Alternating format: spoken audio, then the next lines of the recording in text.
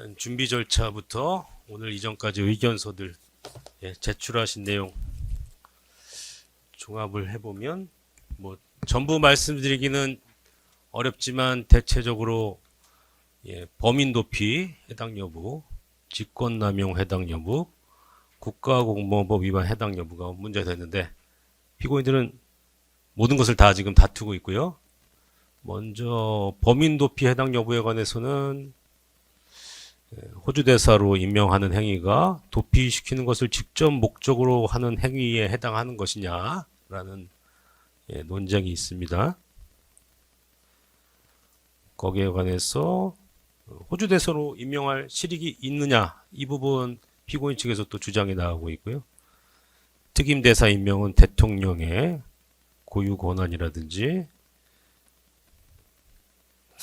윤석열 피고인 측에서는 당시 어떤 국정운영 부담 문제와 함께 지금 말씀하신 것과 같은 전직 국방부 장관으로서 호주 대사직을 수행하는 것이 오히려 도움이 될 수 있다. 그런 전력이 도움이 될 수 있다. 그런 측면에서 호주 대사로 임명할 실익이 있다라는 취지를 주장하고 있어서 결국은 이 사건 호주 대사 임명의 주된 목적이 무엇이었는지는 기록을 보고 나중에 판단을 하고 관련 증언을 들어보겠습니다. 그리고 호주 대사로 임명하는 부분이 결국 공수처의 수사나 발견, 체포를 곤란하게 하는 등 차질을 불러오는 것인가 라는 논쟁이 있고, 몽골 대사로 임명된 분에 관해서 대사직 수행 중에 수사 진행된 사례가 있다는 주장을 뭐 발언 기회는 나중에 드릴 테니까 중간에 들어오지 마세요. 몽골 대사에 관해서 이미 임명된 사람에 관해서 수사하고 뭐 파면된 사례가 있다고 이시원 피고인, 조태용 피고인 측에서 주장하시는 것 같고, 이시원 피고인 측에서 신청하신 사실조회는 채택해서 보냈습니다. 어디 계시? 그 다음에 범인 도피에 관한 논쟁으로 호주 대사 임명과 같이 행선지나 어떤 소재가 분명한 경우도 범인 도피 행위에 해당할 수 있는가라는 논쟁이 있습니다. 조태용 피고인 같은 경우, 이시원 피고인 같은 경우에는 범인 도피로만 기소가 되어 있는데 실제로 공직기강 비서관으로서 형식적 인사검증을 한 것에 불과한 것인가, 그에 관해서 대통령으로부터 지시가 있었는가 여부가 쟁점이 되겠습니다. 그 다음, 이 범인 도피를 공소 사실에 따르면 범인 도피 행위를 목적을 달성하기 위해서 일부 피고인은 직권남용, 일부 피고인은 국가공무원법 위반 부분에 관해서 기소가 되었고,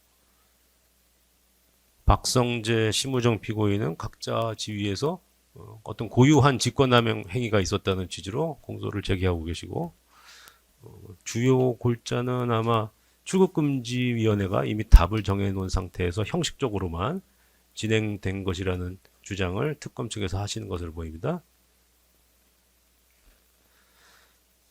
먼저 직권남용 부분에 관해서 박성재, 심우정 피고인 같은 경우에 2024년 2월 19일, 2월 20일 각 취입을 했기 때문에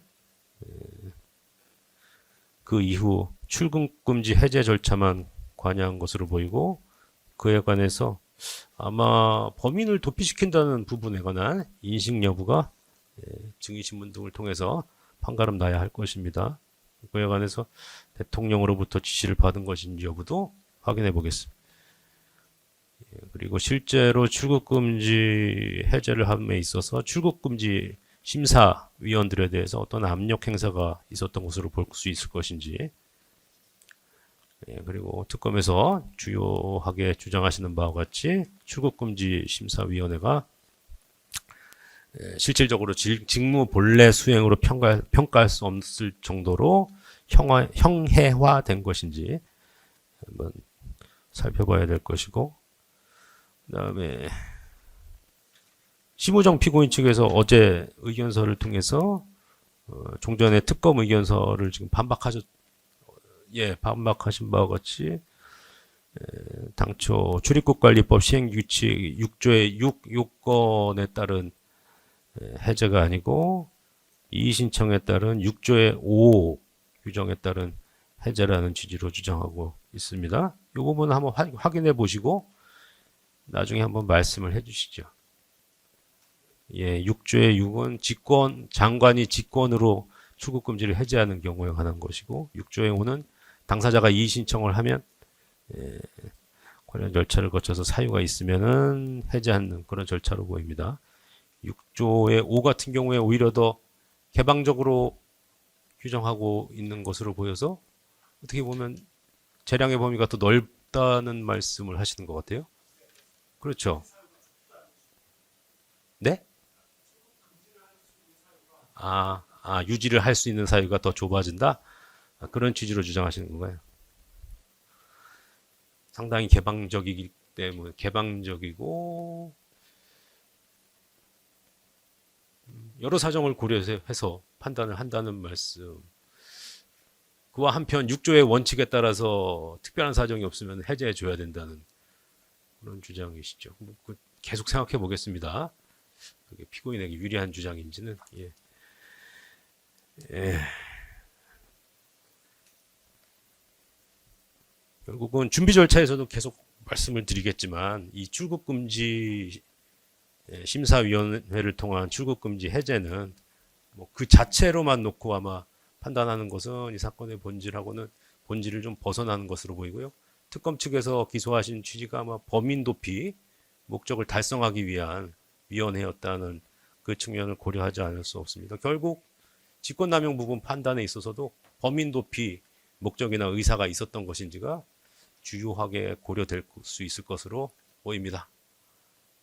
준비 절차에서도 말씀드린 것처럼 아마 이 부분은 범인 도피 해당 여부에 따라서 판가름이 지워질 수도 있고 뭐 한번 계속 생각은 해보겠습니다만 일단 드는 생각은 그렇습니다. 범인 도피 이런 범인 도피와 같은 불법적인 목적으로 어떤 절차적인 요건만 갖춘 것에 불과한 것인지 아니면 실질적인 어떤 출국 금지를 해제할 만한 범인 도피 목적의 호주 대사 임명 이외에 다른 어떤